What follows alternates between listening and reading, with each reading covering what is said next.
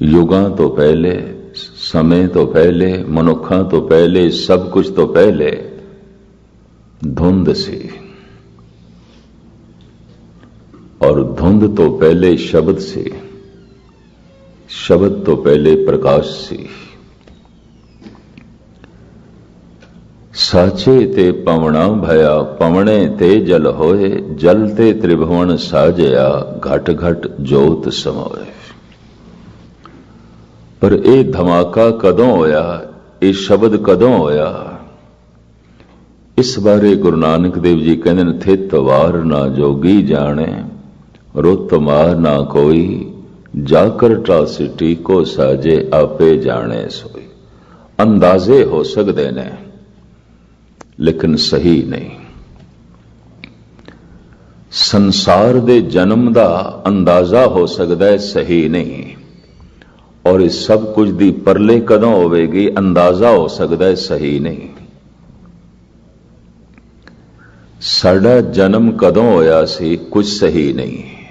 तुसी आखोगे जन्म तिथ साडी लिखी हुई है, असी जन्म दिन मनाते हाँ, गुरबाणी ने इसनूं जन्म मनिया ही नहीं। ये नहीं है जन्म। जिस दिन जीव माता दे उदर दे प्रवेश करता है, ओही जन्म है, ओही जन्म है। पहले पैरे रहन के वणजारिया मित्रा, हुक्म पाया गर्भास, तेरी जीवन यात्रा गर्भ तो आरंभ हुई। पर जीव ने किस दिन किस समय गर्भ दे प्रवेश किया, भावें साइंस चरम सीमा ते पहुंची हुई है, सही निश्चित समा कोई भी नहीं दस सकता। निश्चित है कि जन्म होया सी, कदों होया सी ईश्वर जाने। निश्चित है कि मरण होवेगा, कदों होवेगा ईश्वर जाने। निश्चित है, बाकी कुछ भी निश्चित नहीं। सफलता मिलेगी कि नहीं, प्रभुता मिलेगी कि नहीं, सिंहासन मिलेगा कि नहीं, वस्तुआं मिलणगियां कि नहीं मन चाहिया, कुछ निश्चित नहीं।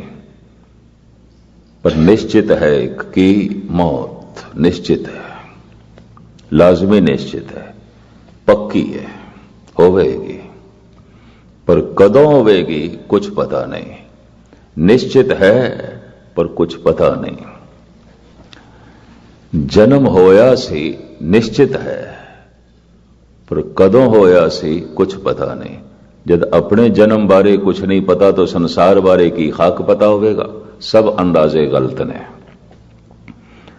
संसार नूं बनिया 4000 साल होए, बचकानियां गल्लां ने, अपने बारे ही कुछ नहीं पता। तो संसार बारे सही जानकारी की दी जा सकती। ये जो इस तरह की इस वक्त साड़ी होंद है, एक कदों आलमे वजूद दे चाई। महाराज कहते जब तू गर्भ दे प्रवेश किया, ये तेरी यात्रा आरंभ हो गई। इस जीवन दे उंज तू बहुत जी चुके हैं। जम जम मरे, मरे फिर जमे, बहुत सजाए पया दे सलमे। कई दफा जमे हैं, कई दफा मरे हैं, जमदा रहे हैं, मरदा रहे। ये तो लंबी यात्रा है, लंबी श्रृंखला है। पर यह जन्म कदों होया सी ईश्वर जाने। मैं फिर अर्ज करा, चरम सीमा ते पहुंची है साइंस। निश्चित समा दिन दसना औखा है। मौत ते होनी है, लाजमी होनी है। अनगहली अज्ञानी तो अज्ञानी मनुख भी समझदा है, लेकिन कदों होनी है कुछ भी नहीं पता, कुछ भी नहीं पता। परमात्मा की तरफों निश्चित है मौत। इस निश्चिता का सानू पता नहीं, इस वास्ते मनुख मौत तो निश्चिंत हो जाता है। शायद नहीं, शायद नहीं। ईश्वर की तरफों तो निश्चित है। पर चूंकि है, कदों है कुछ पता नहीं, मनुख को पता नहीं, इस करके निश्चिंत है। तो मैं इतनी गल इस वास्ते अर्ज की है, संसार कदों बनया। पहले सवाल यह है, तेरी जीवन यात्रा कदों आरंभ हुई? अपने आप का तो पता नहीं, इन्ने वड्डे ब्रह्मंड का ये कदों तो बनया। महाराज कहते थित वार ना जोगी जाने, जुड़िया होया जोगी जो जुड़ गया, जो परमात्मा नाल जुड़ गया वह भी नहीं दस सकता। थित वार ना जोगी जाने, रुत माह ना कोई, जा करता सृष्टि को साजे, आपे जाने सोई। वो एक है, प्रकाश है, उस तो एक ध्वनि हुई, और वो ध्वनि की हुई। मैं एक दफा फिर दोहरा दिया, भारत दे जितने संत होए ने, अवतार होए ने, वो एक आवाज कहते ने, वो ध्वनि ओंकार सी, वो धुन ओंकार सी।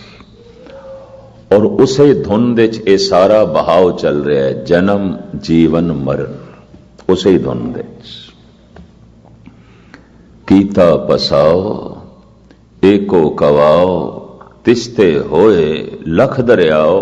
ये लखां जिंदगियां दे दरिया, क्योंकि दरिया बह रहा है, सब कुछ बह रहा है इस ओंकार दे विच। की बह रहा है? जन्म हो रहा है, जीवन हो रहा है, फिर मरण हो रहा है, मरण फिर जन्म दे बदलता है। ये बहाव चल रहा है, एक बहाव चल रहा है इसे ही धुन दे, इसे ही शब्द दे। यही जैनियां दी पकड़ दे च आया है, यही सनातनियां दी पकड़ दे च आया है, यही महात्मा बुद्ध दी पकड़ दे च आया, और यही गुरु नानक दी पकड़ दे च आया। किसी हद तक अमीर खुसरो भी यही कहता है। सूफी संत भारत दे संतां दे बहुत नेड़े ने, सूफी फकीर। यही कारण है कि सूफियां नूं, सही मैने दे सूफियां नूं इस्लाम ने कबूल नहीं किया। मंसूर नूं सूली ते चाड़ दिता गया, शमस तबरेज दी पुठी खल लाई गई मुल्तान दे च, सरमद नूं कतल किया गया दिल्ली दे लाल किले दे च, और साईं बुल्ला शाह जो इधर लाहौर दे नेड़े रहने वाला, यह भी सूफी सन सी, इन्हें कह दिता जे जाहर करा इसरार ताई, सारे भुल जावन तकरार ताई, फिर मारन बुले यार थाई, ते गुप्ती बात सुखींदी है। कहंदा मैं जानिया जो मैं कहना नहीं। क्यों? कहंदा मैं कहा तो मेरी हालत मंसूर जैसी, जे मैं कह देता तो मेरी हालत शमस तबरेज जैसी, जे मैं कह देता तो जो सरमद नाल होया मेरे नाल होएगा। दुनिया का हाजमा बड़ा कमजोर है, बहुत कमजोर है। हर एक ने अपना दायरा बना रखा है, उस दायरे च जी रहे, तेली दे बैल दी तरह, कोलू दे बैल दी तरह। कहंदा एक वाजिब शब्द शरत अदब दी है, हर हर विच सूरत रब दी है। जे जाहर करा इसरार ताई, जे मैं सारा ये राज खोल दिया कि कोई काफिर नहीं, कोई ईमानदार नहीं, सब खुदा ही खुदा है। जे मैं ये खोल दिया, जे जाहर करा इसरार ताई, सारे भुल जावन तकरार ताई, फिर मारन बुले यार थाई, इथे गुप्ती बात सुखींदी है। इथे गुप्त रहना ही चंगा है, फिर बुले यार दी खैर कोई नहीं, फिर ते मारनगे। जे मंसूर नूं नहीं छोड़िया गया, शमस तबरेज नूं नहीं छोड़िया गया, सरमद नूं नहीं छोड़िया गया, होर सैकड़े सूफी संत मार दिते गए, तो मैनू किसने छड़ना है? शमस तबरेज कहंदा सी, हर गे मन तारे गश्ता, हाजते जुन्नारे नेस्त, काफरे इश्कम मुसलमानी मारा दरकारे नेस्त। शमस तबरेज कहंदा ये जो श्वास चल रहे ने लड़ीवार, यही मैं जनेऊ पहने होया, होर किहड़े जनेऊ दी लोड़ है। हर गे मन तारे गश्ता, हाजते जुन्नारे नेस्त, काफरे इश्कम मुसलमानी मरा दरकार नेस्त। और काफरा क्योंकि इश्क ने सब कुछ जो मेरे विच फिजूल सी कट के रख देता है, बस इश्क ही मेरी सुन्नत है, चल रहे श्वास ही मेरा जनेऊ ने, मैनू जनेऊ दी लोड़ नहीं, मैनू सुन्नत दी लोड़ नहीं। शमस तबरेज हर गे मन तारे गश्ता, हाजते जुनारे नेस्त, काफिरे इश्कम मुसलमानी मरा दरकारे नेस्त। तो कौन जीण देगा? मुल्तान दे नवाब ने इसकी पुठी खल लाई, इनू तलवा के मारिया। यही हालत सरमद दी होई, यही हालत मंसूर दी होई। मंसूर नूं ते बड़ी बेरहमी नाल मारिया गया। पता उसने की आख्या? अनल हक। ये उसने काहरा दे च आख्या, मिस्र दे च आख्या, किधरे हिंदुस्तान दे च कहंदा ते पूजिया जाना सी। ये भी मैं अर्ज करदे हां, अनल हक, मैं हक हो गया, मैं सच बन गया। हुण कबीर भी ते यही कहंदे ने, कबीर जाको खोजते पाया सोई ठौर, सोई फिर के तू भया जाको कहता होर। मैं जिसनों होर कहंदा सी राम कोई होर है, परमात्मा कोई होर है, ये ते कबीर तो ही निकलिया, ते गल ही कुछ होर। तो कबीर दा ये बोल बर्दाश्त कर लिया गया, क्योंकि भारत दे च आख्या इसने। इत्थे इस तरह की हवा सी, अहम ब्रह्मस्मि, ये हवा सी। कबीर मन निर्मल भया जैसे गंगा नीर, पाछे लागो हर फिरे कहत कबीर कबीर। मैं हरि दी तलाश कदों दी छोड़ देती है, हरि मेरी तलाश कर रहे हैं। मैं हरि दे पिछे जाना कदों दा छोड़ देता है, हरि मेरे पिछे चल रहे हैं। ये हिंदुस्तान दे च आख्या जा सकता सी, मुश्किल सी। होर दुनिया च इस तरह कहा जाता, खुदा मेरे पिछे चल रहा है, खुदा मेरी तलाश है। सूफिया ने जरूर कहा, सूफी कहते ने लगता है अज खुदा ने सानू बहुत याद किया है, क्योंकि अज खुदा की याद आ रही है। वो इंज कहते हैं, वो इस तरह कहते हैं। यादां बड़ी दूर तक पहुंचदियां ने। यह गल वखरी है, किधरे किधरे मजबूर होके ऐसा भी आख्या गया, अब तो याद रफ्तगां की भी पहुंच नहीं, यारों ने कितनी दूर बसाई हैं बस्तियां।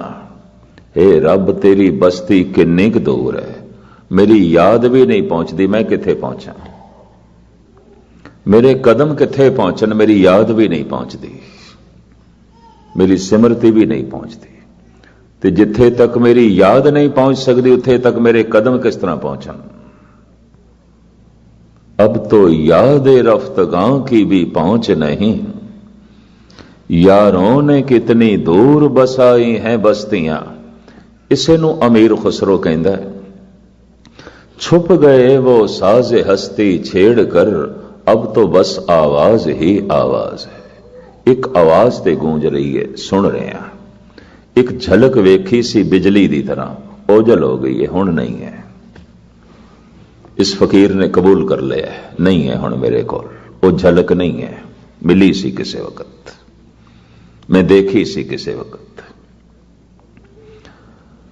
मैनू अपनी जिंदगी च इस तरह के हजारां मनुख मिले ने जिन्हां ने झलक वेखी गवा बैठे, नहीं रही।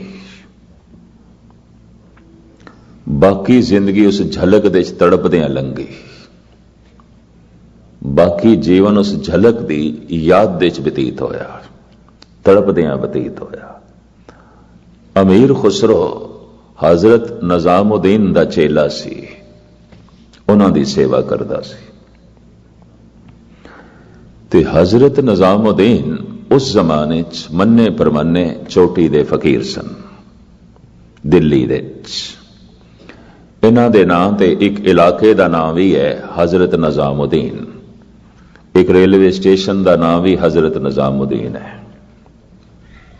एक बहुत बड़ा एरिया कलोनी है दिल्ली दे, उसका नाम है हजरत निजामुद्दीन। एक बहुत मन्ना परमनिया सूफी संत ते इसदा चेला अमीर खुसरो, एक कहंदे छुप गए वो साज हस्ती छेड़ कर, अपनी हस्ती दा साज मेरी दुनिया छेड़ गए, छिड़िया सी, पर अब तो बस आवाज ही आवाज है।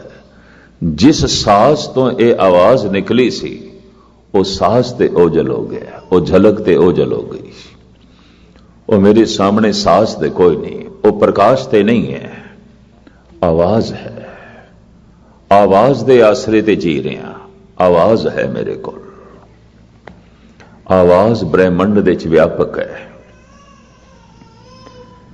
ये महात्मा बुद्ध दी पकड़ दे चाई ओंकार, ये जैन धर्म दे बानी स्वामी महावीर दी पकड़ दे चाई ओंकार, ये भारत दे उपनिषदां दे ऋषि और अवतारी पुरुष कृष्ण दे राम, विश्वामित्र ते विशिष्ट, संदीपनी ते दुर्वासा, श्री कृष्ण दे दो गुरु सन, राम दे दो गुरु सन। राम दे दो गुरु सन विशिष्ट ते विश्वामित्र, श्री कृष्ण दे दो गुरु सन संदीपनी ते दुर्वासा। ये जो मुखी बंदे ने धार्मिक दुनिया दे, जिन्हां दे उत्ते हिंदुस्तान का धार्मिक इतिहास खड़ा है, कहते ना मूल धुनी ओंकार है। गुरमत का जमाना आया, गुरु नानक का जमाना आया, आप दी कंठ तो भी निकलिया मूल मंत्र, मूल बोल, बुनियादी बोल ओंकार।